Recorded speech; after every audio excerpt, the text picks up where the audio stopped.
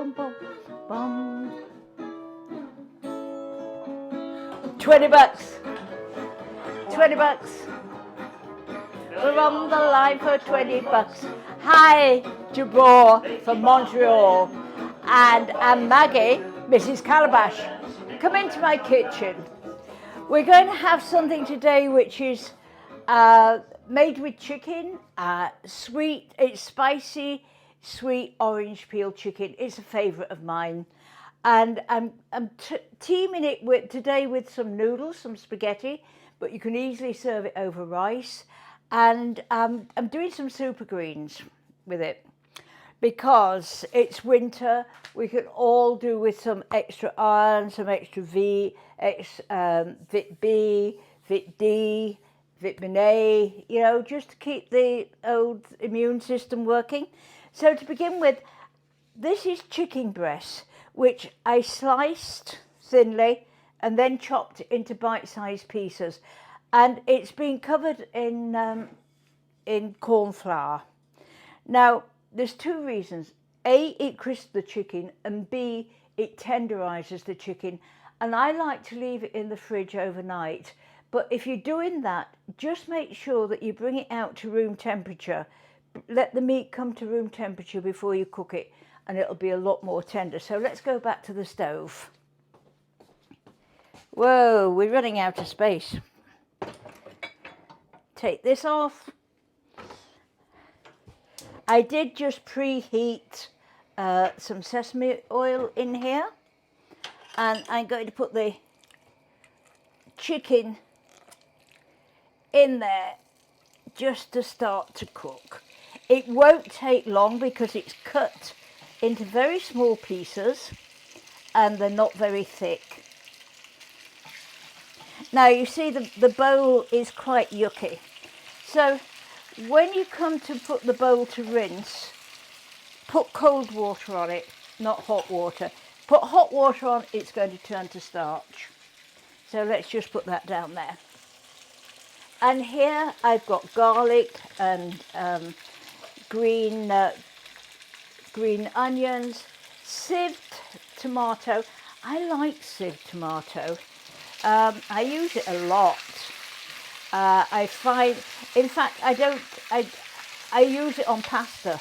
If I'm making a pasta, I don't use a pasta sauce. I use sieved tomatoes, and it gives a much nicer flavour. Let's just turn this up, because we're wanting this just to cook and brown. Oh, lovely smells. You can't hurry this. I'm using chili sauce, the chili and garlic sauce in here today for some spiciness, and I've got a little cayenne pepper on the side just in case it needs a bit of pepping up. There.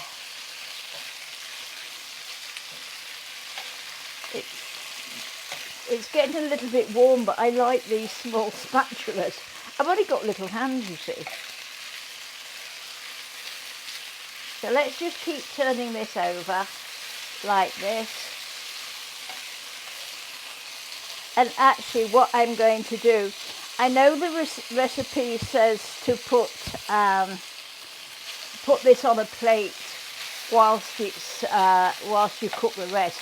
But quite honestly, I like to add the ingredients whilst this is cooking, and then it gets all the flavour. A little garlic and ginger. Just make sure I've got everything. Yes. It smells delicious. And you'll notice in this dish, we're not using ordinary onion, we're using green onion. And again, I like to use the green bit because that's where a lot of the goodness is. So it's just a question of putting everything in. And this is the sieved tomato.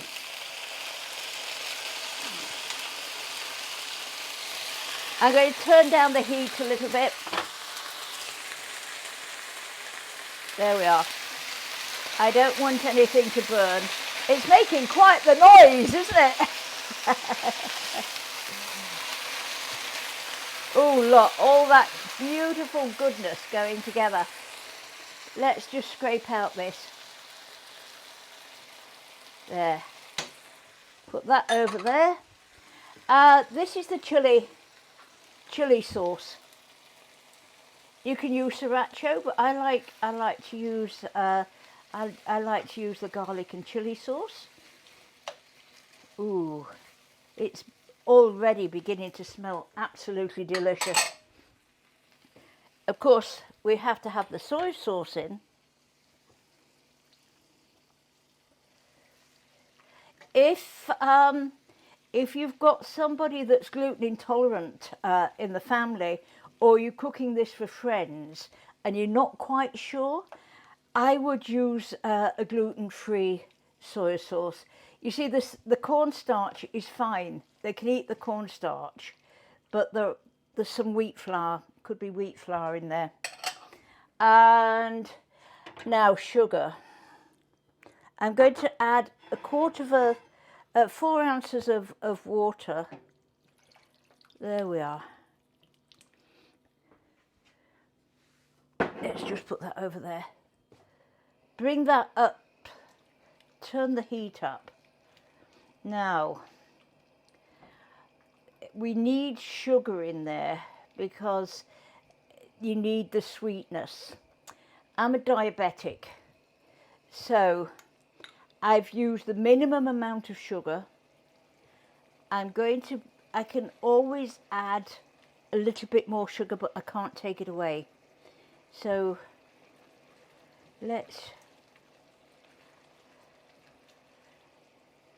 I use brown and white sugar on this. I'm going to just rinse my hands. The chicken and everything was a little bit sticky. That's another thing. When you're handling the chicken, always make sure that you wash your hands and wash your chopping board and knife in warm soapy water. And then I always put them in the dishwasher just to be extra safe. So let's go and wash my hands. Oh.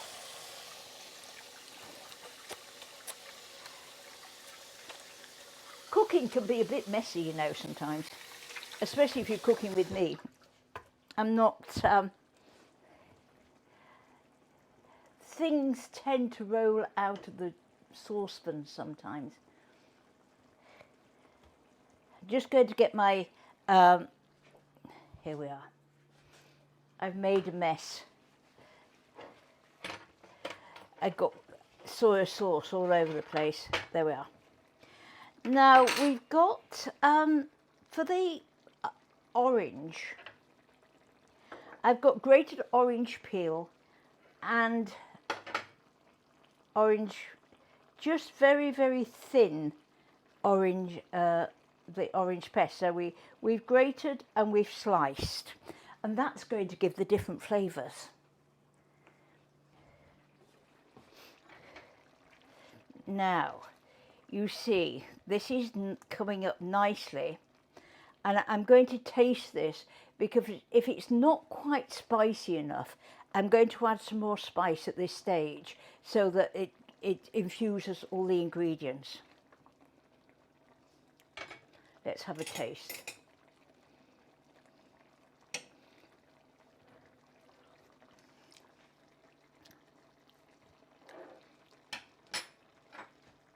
No, it needs some help. What should we do? Let's put a little salt in there.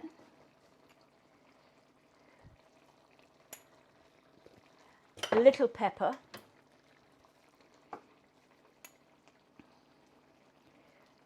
This is freshly ground black pepper. And I got some cayenne pepper just to add to it, so that we get a nice flavour. When you're buying cayenne or any spice, don't buy too much at a time. It loses its flavour. So I just buy a little and keep it out of the sunlight. It fades. Whew, that might do it. Yay! We don't want it to take your head off, but we do want to be able to taste it. And we're going to simmer that, if the seasoning is correct, until the sauce thickens a little bit. But that, you see, I've got some sugar left over.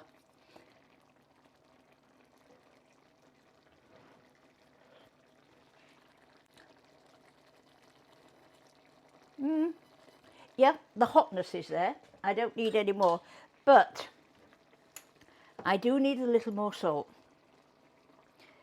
It's amazing. People think, oh, you've put far too much salt in, but it's amazing how the food sort of absorbs the flavour. And I've said this many times before, sugar, salt and fat are your flavour enhancers. That's why when you're looking at some pre-packaged food and it said salt reduced, just have a look to see how much sugar it's got in there or how much fat. Again, fat-free. Again, check sugar and salt, because you've got something somewhere, you've got to bring out that flavour. We can do it with herbs. I do it with herbs quite a lot. Herbs bring out the flavour. Not quite the same, but if you've got a heart problem or high blood pressure on a low salt, that's the way to go. That's much better. Oh yeah. Not going to waste any. I think I'm going to put just a little more sugar in there. That's it. I've still got a little bit left. That's right. Now, let's move that onto the other burner.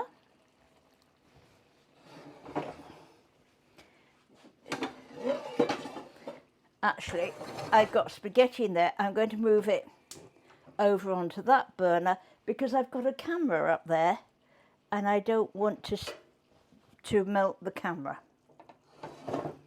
So let's just put that over there. The pasta's cooked, it's been rinsed, and it's had a little oil put around it so that it doesn't stick. Now, vegetables. In here, I've just put a little sunflower oil. Let's move those because they go with that dish. And this is with this dish. So, we're running out of space. Look, shredded cabbage. Just an ordinary green cabbage. I've got broccoli. Now, when I went shopping for the show, I couldn't get any fresh broccoli or fresh spinach, so I did frozen. So we've had to make sure that it's defrosted, and there's the frozen spinach. I couldn't get fresh. The weather wasn't with me. So we're just heating that. Put the hand over the top, just like that. And in here I've got grated ginger and some minced garlic. I want to cook those without burning, just for a few minutes.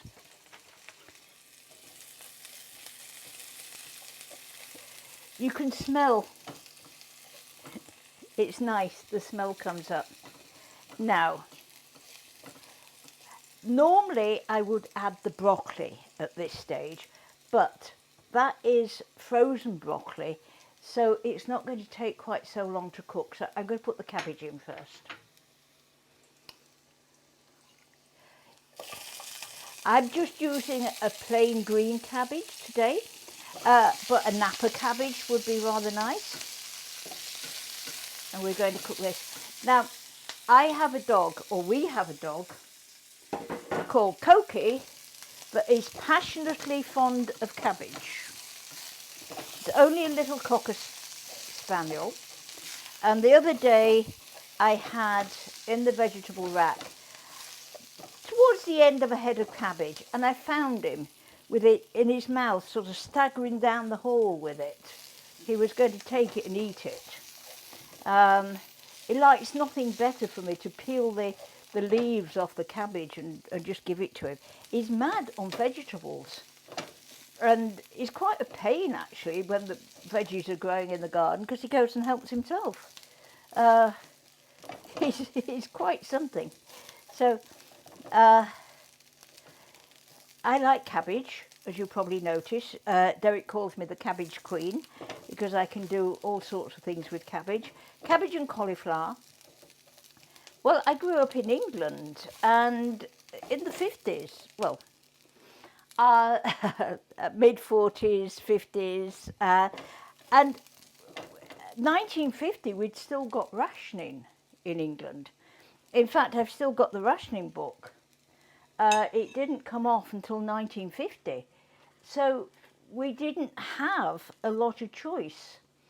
And so in the gardens, you grew cabbage, Brussels sprouts, and things like that, that you could go and pick all winter. And we ate a lot of what we called swede. You call rutabaga? Turnip, but what's the other word? Rutabaga. It sounds like a car. And they used to have, because my... Yeah. My granddad was a farmer, and he grew fields of it. And we used to have big, what we call pies of it, and there would be a big mound, and it'd be covered in straw, and you just take a bit, move the straw, take some out all winter, and that was your winter veg. We didn't have frozen veg. In fact, I don't think my mother ever had a freezer. I remember, that's still nice and crispy, I'm just tasting it. I remember for her 25th wedding anniversary, she had a fridge. And wow, she was one of the few in the village with a fridge, because my father sold them. So, now that's nice and crispy. I don't want it to be too much. I'm going to add the broccoli.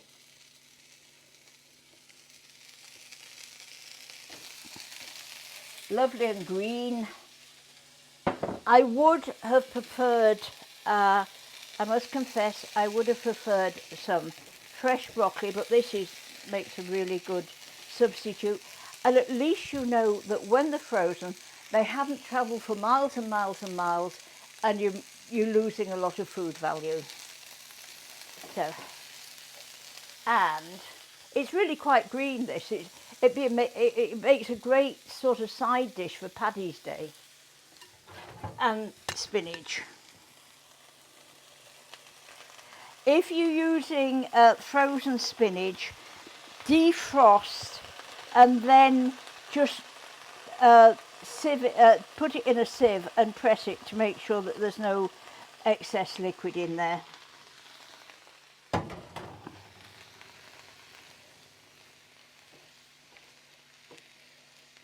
So you see, this is a lovely green, full of goodness.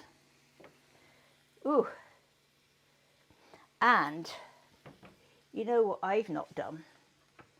I've not weighed out any chicken stock. Oh well, you know what I'm going to do? I was looking at my list and I thought, yes, I've got everything. I'm going to have to rely on some bouillon. How much do I want? Half a cup. Oh, that's not much. What have I got in here? No, half a cup. There we are. Oh, I've got a measuring jug here. Half a cup. That's 4 ounces. So that's just about a quarter of a teaspoon of bouillon. Normally I would use, for this, I would save some vegetable juice when I've been cooking vegetables and use some vegetable stock. Let's just push that together like that. It will all come together as it comes up to the boil. And again, I think that's going to need some seasoning. So if excuse me, if you're vegetarian, then certainly use vegetable stock. But I normally keep my vegetable stock. If I've been cooking some broccoli or some peas or something, I keep the I keep the water. Oh, excuse me. Let me go and get a drink. Oh, excuse me. It is only water.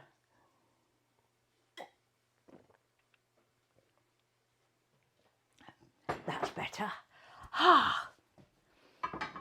Now, you need a reasonable size serving dish because we're going to put the pasta or the rice at the bottom, and then we're going to put the chicken and sauce all over the top. And I've got this to put the greens, or you could put the greens around the edge. We'll see how it goes, so come back with me. This is coming up.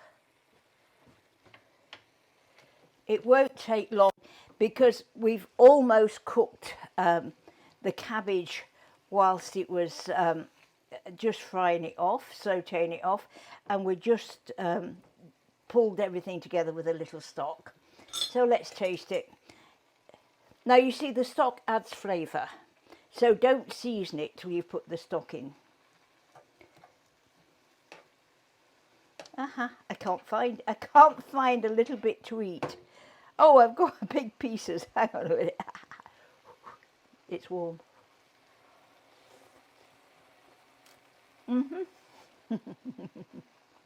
It needs some help.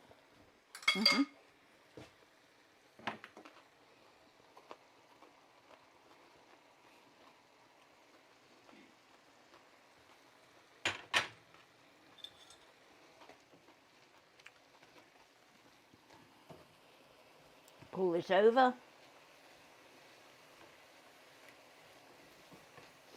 Seasoning is a really personal thing. Some people don't like any seasoning at all, and other people like me like things to be well seasoned. I'm adding just a little salt on its own.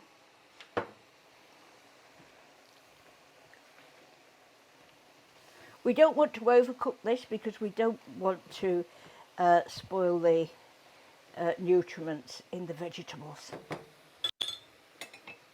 Another little taste.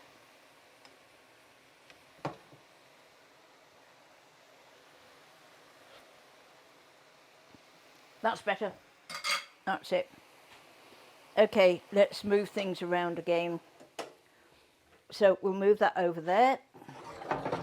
This one, the handles don't get hot, so that's nice to know. Right. Let's just put that down on low. Whoops, wrong one. Down on low as it can go, just to keep it warm. And we'll put its lid on. We just want to keep that warm. Turn that down. We don't want to boil it any more than necessary. Now, we're going to add the orange zest and the orange peel. Now, it says on a large orange. Well, my oranges were quite small, and they were little blood oranges. So I used one orange for the peel, the other one for the zest, and then I could eat it. So now we're going to taste. We're just going to taste and I've run out of spoons.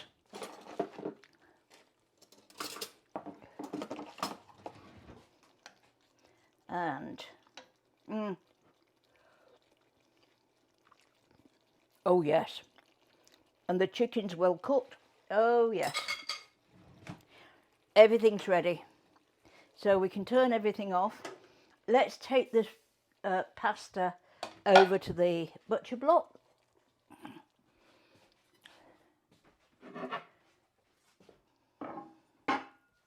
Move that.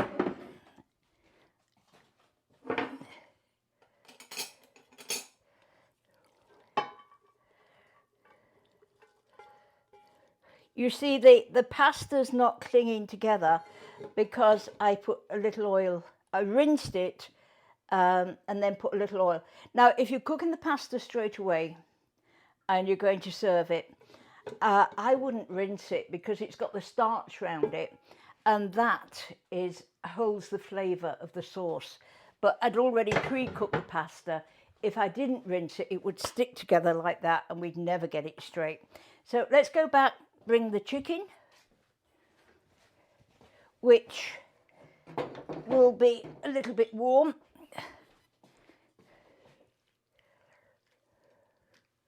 Put the chicken over the top. Oh, and all that lovely sauce goes into either your rice or noodles.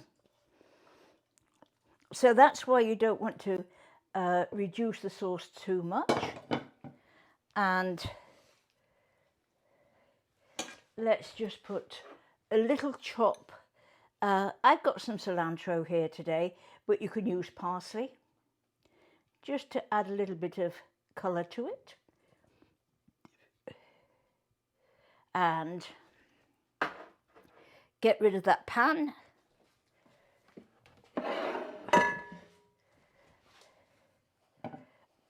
As I say, the handles get hot on that one. And now we'll wipe up the mess that I made. Bring the greens.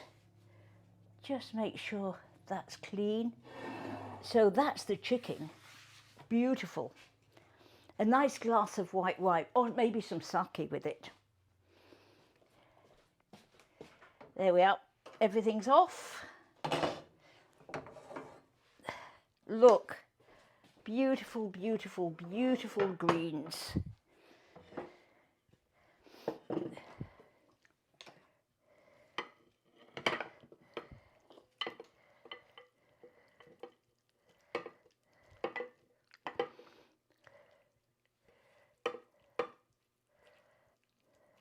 And that is a well-balanced meal.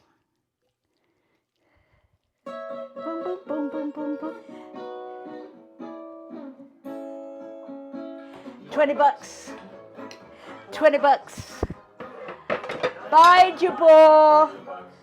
Bye, everybody. And don't forget, I'll see you next week. Go to Mrs. Calabash Cooks on Facebook.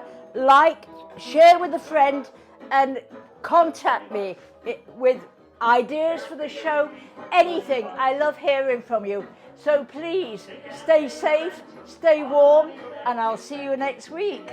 Bye.